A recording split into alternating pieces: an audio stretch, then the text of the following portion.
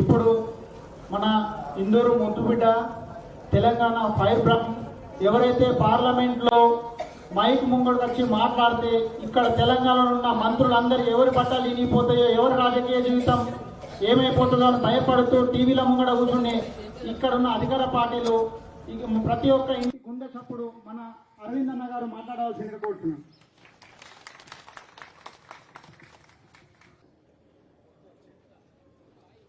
ఏమమ్మా అందరు పంచుకునిరా. నేను ఇది రోడ్డు చూస్తా ఉన్నా, ఈ పొడుగు ఉంది కదా, ఏమన్నా ఇక్కడ ఎయిర్పోర్ట్ చేస్తే దీన్ని రన్వే చేయొచ్చేమో అని చూస్తున్నా. మీ ఎలమగుట్టకి ఇది 45లో వస్తుందా 21లో వస్తుందా? సగం సగం. సో ఇక్కడ ఒక ఎయిర్పోర్ట్ వేపిస్తే ఇద్దరికి మనకు వస్తుంది, ఫ్లైట్లు దిగుతాయి కదా. ఇక ఈ ఇల్లు కూడా చిన్న చిన్నవి ఉన్నాయి, ఒక 5-6 బెడ్రూమ్ల ఇల్లు కట్టిద్దాం అందరికి. ఇంటి ముందర జాగా కూడా వచ్చేటట్టు పెడదాము. అందరికి ఫారెన్ కార్లు 2-3 ఫ్రీగా ఇద్దాం.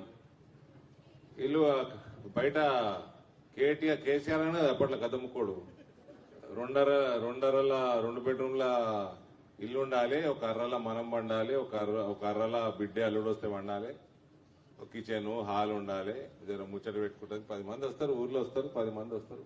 బయట ఇంత జాగా ఉండాలి, బర్రెలు గొర్రెలు కట్టేసుకుంటానికి. అట్లా ఇప్పుడు బర్రెలు గొర్రెలు ఏడు ఉంటున్నాయి, ఉంటలేవు. ఫారెన్ కార్లు తెచ్చిస్తా. 2 బెడ్రూమ్లు కూడా సరిపోవు, మనం 4 బెడ్రూమ్ ఇల్లు కట్టిస్తా. ఆ కార్లో పెట్రోల్ పోసుకుంటుంది, ఇంటింటికో పెట్రోల్ పంప్ కూడా పెట్టిస్తా. ఇటు ఈ 2 డివిజన్లకు ఎయిర్పోర్ట్ వేద్దాము. రైల్వే స్టేషన్ దూరం అవుతుందా, ఒకటి పెట్టిస్తా పక్కకి. ఇంటింటికి వచ్చి రైలు వచ్చి ఎక్కించుకోపోతారు. ఎన్నిసార్లు మోసపోతారు అంటున్నా. తులం బంగారం వచ్చిందా? మేము 10 తులాలు ఇస్తాం. ఇట్లా అబద్ధాలు చెప్తున్నారు, పోతున్నారు. మీరేమో ఓటేస్తున్నారు, మోసపోతున్నారు. 2014 నుంచి చూస్తున్నా నేను. 14 అయిపోయాయి, 18 అయిపోయాయి, 23 అయిపోయాయి. ఎన్నిసార్లు మోసపోతారమ్మా?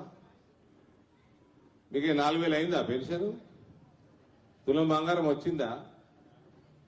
నిరుద్యోగ వృత్తి మీ పిల్లగాళ్ళకు వచ్చిందా? ఉద్యోగం 4000. రైతులకు రుణమాఫీ కాలే, రైతు భరోసా సక్కా లేదు, పెన్షన్లు కొత్తవి రాలేదు. ఆయన చేసిన 6 వాగ్దానాలు కాదు, ఆయన మస్తు వాగ్దానాలు ఇంకే అన్నీ కొట్టిండు.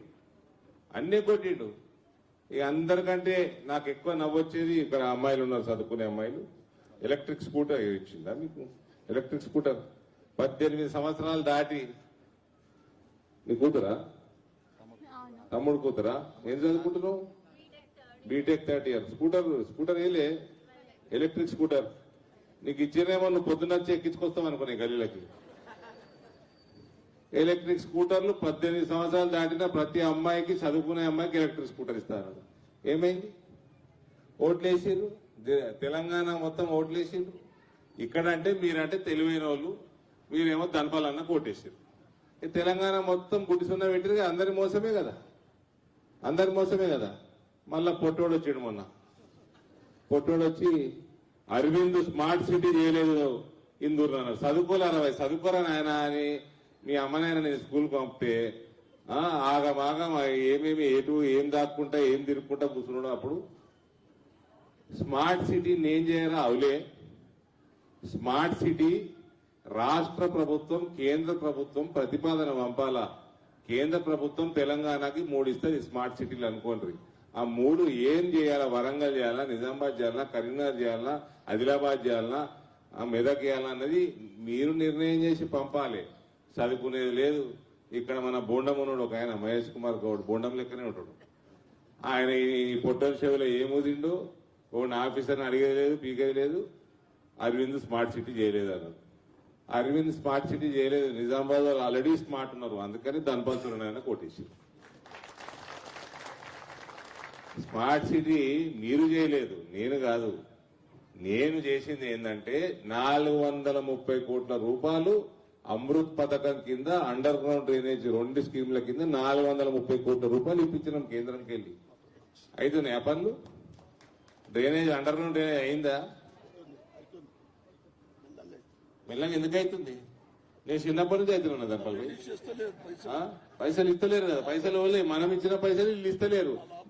ఆ గద్ద ముక్కోడేమో కాళేశ్వరంకి డైవర్టు, మిషన్ భగీరథకి డైవర్టు, ఈ పొట్టోడేమో దేనికి డైవర్ట్ చేస్తున్నాడు, ఈ కమిషన్లకి డైవర్టు. అందుకనే అయితే లేవు. నేను చెప్పిన అన్ని కూడా గూగుల్ చేసుకొని చూసుకోండి మీరు. నేను చెప్పగానే ఓటేమంటలేను, మీరు గూగుల్ చేసుకోండి.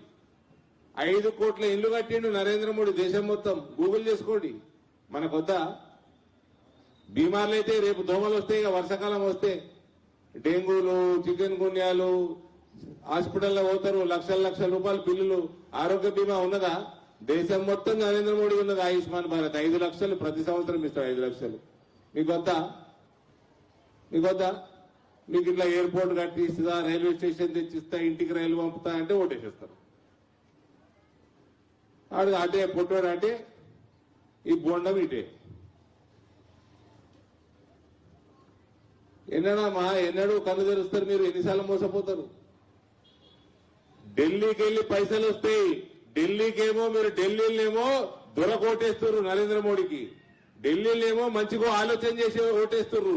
ఆడికెళ్ళి మీరు ఓటేసిందని ఆయన పైసలు పంపుతుండ్రు, ఇక్కడ గల్లీలేమో దొంగలు పెట్టుకుంటారు మీరు. సో ఢిల్లీలో మోడీని బలపరచాలంటే గల్లీల కమలం పువ్వు కోటు గుద్దాలి, అది పెట్టుకోరు. నేను 7 సంవత్సరాల నుంచి ఈడ పెరిగినోడ్నే కదా, ఎల్లమ్మగుట్టలు ఈ పక్కసంది బ్యాంక్ కాలనీలో పెరిగినోడ్ని.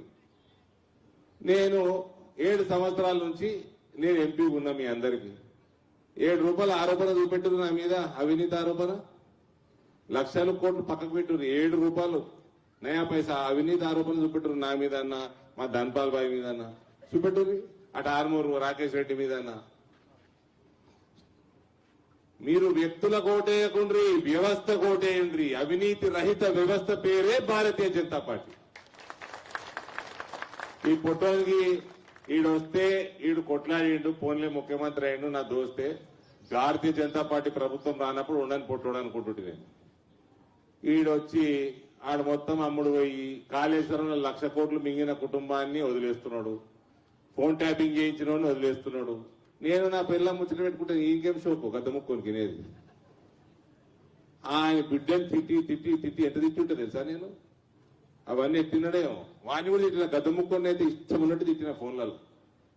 అవన్నీ మిమ్మల్ని తిట్టుడే మీరు షోకా ఒలగారు, అదేం షోకేమో. వాడు ఆయన కొడుకు హీరోయిన్ల ఫోన్లు తింటాడట, ఇసుంటి వాళ్ళని ఇసి పెడుతున్నాడు ఈ పొట్టోడు. మిషన్ భగీరథ, మిషన్ కాకతీయాల 50,000 కోట్లు మింగిండు. కాళేశ్వరంలో పైసలు 1,00,000 కోట్లు మింగిండు గతముక్కోడు. కనీసం కట్టినా అంటే అవన్నీ పర్రెలు వాసినాయి, ఆ డ్యాంలన్నీ కూలగొట్టాల్సిందే, అలా నీళ్లు నిల్వ చేయరాదని కమిషన్ రిపోర్ట్ ఇచ్చింది. కూలగొట్టాలి మళ్ళా అంటే 1,00,000 కోట్లు నీటి పాలు అయిపోయినాయి. వాళ్ళని జైలు వేస్తారు అంటే వాళ్ళ దగ్గర పైసలు మింగుతున్నాడు, వాళ్ళని ఇష్టపెడుతున్నాడు. ఫోన్ ట్యాపింగ్ లో మొన్న ఒక ఫోన్ ట్యాపింగ్ ఎవిడెన్స్ ఉన్నాయి, అన్ని ఒక బిల్డింగ్ ఉంటే ఆ బిల్డింగ్ అలా పెట్టించాడు పైసలు తీసుకొని.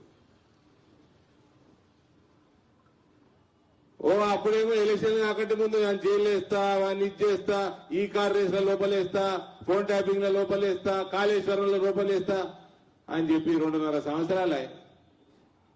ఫీ రీఎంబర్స్మెంట్ ఇస్తలేడవా బీసీ ఎస్సీ ఎస్టీ పిల్లగాళ్ళకి, చదువుకునేటోళ్ళకి ఫీ రీఎంబర్స్మెంట్లు ఇస్తలేరు. చదువు పని చేయాలా? ఇక చదువుకున్న వాళ్ళకి ఉద్యోగం ఎట్లా ఇస్తలేడు. పిల్లగాళ్ళు చదువుకునేందుకు ఫీజులు కూడా ఇస్తలేడు. ఫీజులు లేవు, పెన్షన్లు లేవు, బంగారం లేదు, రైతులకి రుణమాఫీ లేదు, నిరుద్యోగ భృతి లేదు. ఏమున్నది? ఆయననేమో మీకు ఆరోగ్యశ్రీ, మన ఆయుష్మాన్ భారత్ అని 5 లక్షలు ఇస్తున్నాడు మోదీ. ఇల్లు కట్టిస్తున్నాడు, కోట్లు ఇల్లు కట్టిస్తున్నాడు, మీ అందరికి ఫ్రీ రేషన్ ఇస్తున్నాడు. మహమ్మారి సమయంలో అందరికి వ్యాక్సిన్లు ఫాస్ట్ గా ఇచ్చి మన ప్రాణాలు కాపాడిండు. ఆయననేమో అడ్డ పని చేస్తున్నాడు, మన గల్లీలు మంచి చేసుకొని 100 కోట్లు పంపుతున్నాడు, ఇక్కడనేమో మింగుతున్నారు. దయచేసి ఆలోచన చేయండి. మీకు నిజంగా కూడా నరేంద్ర మోడీని బలపరచాలంటే గల్లీ ఎలక్షన్లలో కమలం పువ్వు కోటేయండి. మరీ చెప్తున్నా, మీరు వ్యక్తుల్ని చూసి ఓటేయద్దు, వ్యవస్థని చూసి ఓటేయాల. మా చెల్లె ఉన్నాడా, మన ముస్లిం చెల్లె ఉన్నది బురకా కట్టుకొని, తెలుగు వస్తుందా అమ్మా? నేను హిందూ ముస్లిం ఏం మాట్లాడతలేను కదా. ఓటేయండి. మీకు ఓటేసేటప్పుడు కూడా పడదలు కట్టి ఉంటాయి. ఓడిపోటెత్తున్నావో తెలియదు. ఇంటికి పోయినాక మీ ఆయన అడిగితే వేసినామని చెప్పు దేనికో. కమలం పువ్వుకు ఓటేయండి. మీ ఆయనకు తెలియదు దేనికేసి ఎట్ట తెలుస్తుంది. పని చేసేవాళ్ళకి ఓటేయండి. అవినీతి లేకుండా చేసేవాళ్ళకి ఓటేయండి. మీరు రేపు లేకపోతే మళ్ళీ వస్తారు ఇడికెళ్ళి. మళ్ళీ ఎల్లమ్మగుట్టకెళ్ళి నా దగ్గరకు వచ్చి దోమల బెడద, ఆ హాస్పిటల్లో పడ్డాడు మావాడు, ఈ హాస్పిటల్లో పడ్డాడు, డిస్కౌంట్ చెప్పు, రోడ్లు మంచిగా లేవు, దుమ్ము ధూళి, ఇదే పనే. ఇక మీరు ఎలక్షన్లనేమో ఇక్కడనేమో దొంగలకేస్తున్నారు, ఢిల్లీలోనేమో దొరలకేస్తున్నారు. అంటే అక్కడ దొరకేది, ఇక్కడ దొరకేది. అవినీతి రహిత పాలన అందించేటోడే దొర. సో ఓటు వ్యక్తికి కాదు, వ్యవస్థకి ఓటు. అర్థమైందామా? అర్థమైందా? లేకపోతే ఏం పోయేది ఉన్నది? 2 ఎయిర్పోర్ట్లు రెండు కడతా అంటే ఎయిర్పోర్ట్లు ఒకటి కూడా కాదు. రైల్వే స్టేషన్ తెచ్చి పెడతాం ఇంటి ముందర.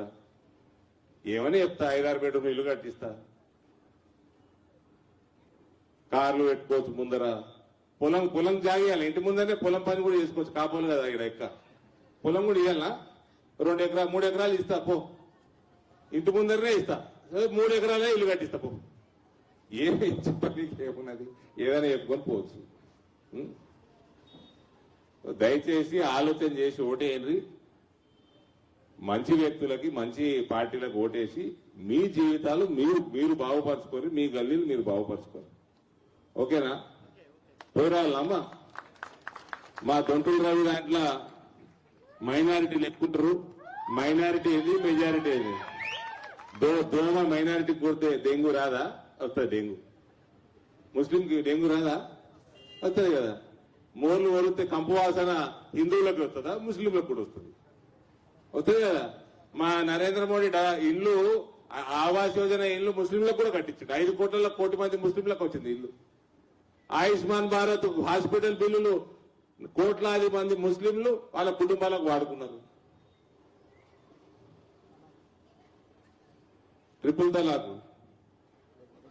మొగోడు పొద్దున గుడ్ మార్నింగ్ ఎవరికి చెప్తారో రాత్రి గుడ్ నైట్ కూడా అలాగే చెప్పాలి. అది కూడా నరేంద్ర మోడీ చేసి ట్రిపుల్ తలాక్ తీసి పడేసి. కాబట్టి దయచేసి ఆలోచన చేసి పెద్ద మెజారిటీ తోటి మా ఇద్దరు సోదరిమణులు 45వ డివిజన్ 21వ డివిజన్ అభ్యర్థుల్ని గెలిపించాల్సిందిగా కోరుకుంటూ సెలవు తీసుకుంటా ఉన్నాను. భారత్ మాతాకి, భారత్ మాతాకి.